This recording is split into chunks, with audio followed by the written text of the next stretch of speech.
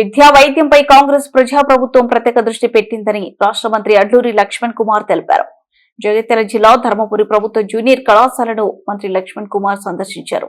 ఎన్నికలకు ముందు ధర్మపురి డిగ్రీ కళాశాలకు తీసుకొస్తానని హామీ ఇచ్చారని, ఇచ్చిన మాట ప్రకారం డిగ్రీ కళాశాలకు 100 కోట్లతో ఉప ముఖ్యమంత్రి వర్యులు భట్టి విక్రమార్క ధర్మపురి పర్యటనలో శంకుస్థాపన చేశారని ఆయన తెలిపారు.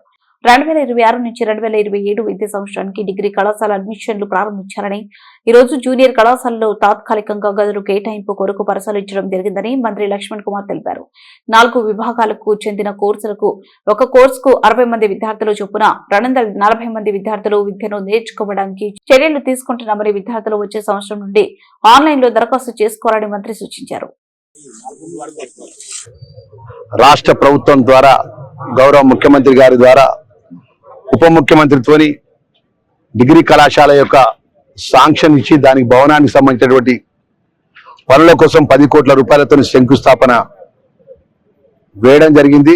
మరి దానిలో భాగంగా ఈరోజు రేపు జరగబోయే జూన్లో, అంటే ఎగ్జామ్స్ అయిపోయిన తర్వాత జూన్లో సుమారు 4 courses BA CBSE, BCom computer, BSc life science, BSc physical science సంబంధించిన సుమారు 240 సీట్లకు 26-27 విద్యా సంవత్సరం ద్వారా ఆన్లైన్ ద్వారా అప్లికేషన్స్ తీసుకొని ప్రభుత్వ నిబంధనలకు అనుగుణంగా సుమారు 240 మంది విద్యార్థులు రేపు ఇంటర్మీడియట్ అయిపోయిన తర్వాత డిగ్రీ చేసుకునే దానికి మేము జూనియర్ జగిత్యాల పోయి దరఖాస్తు పెట్టుకోవాలన్నా ఆన్లైన్ ద్వారా, లేదా కరీంనగర్ పెట్టుకోవాలన్నా, లేదా కరీంనగర్లో ఆడపిల్లలు, ముఖ్యంగా మా ఆడపిల్లల తల్లిదండ్రులు చాలా మంది నా దగ్గరికి వచ్చినారు. మా స్థానికంగా ఉన్నటువంటి మా నాయకులు అందరి దగ్గరికి వచ్చినారు. దినేష్ గారు కానీ, చెల్లె చైర్మన్ గారు కానీ, వైస్ చైర్మన్ గారు కానీ, మా ఉన్నటువంటి మా ప్రజాప్రతినిధులు అందరికీ దగ్గరికి వచ్చి, పోయిన సంవత్సరం చాలా మంది వచ్చి, అన్న మేము మా బిడ్డను డిగ్రీ చేర్పించినాం కరీంనగర్లో, మాకు హాస్టల్లో సీటు కావాలని.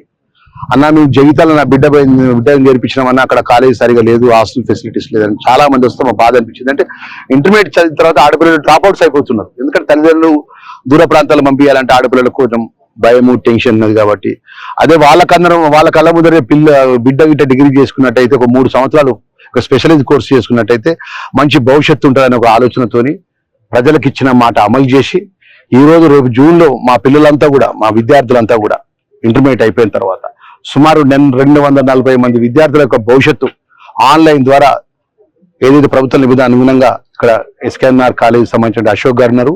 మరి వారు దీనికి ముఖ్యంగా పేపర్ పరంగా అన్ని విధాలా కూడా నాకు సహకరించింది రమేష్ అని మా దినేష్ గారి ద్వారా అత్యంత ఆప్తమిత్రుడు.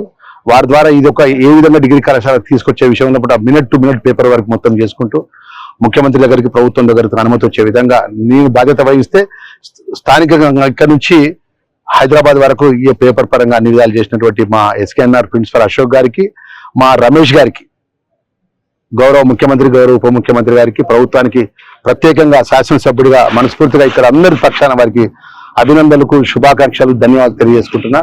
పిల్లలకు ఇంకా ఇప్పుడు ఇంత అంటున్నది, ఈ 4 కోర్సెస్ కాక ఇంకా అదనంగా కొన్ని కోర్సులు తీసుకురావాలి.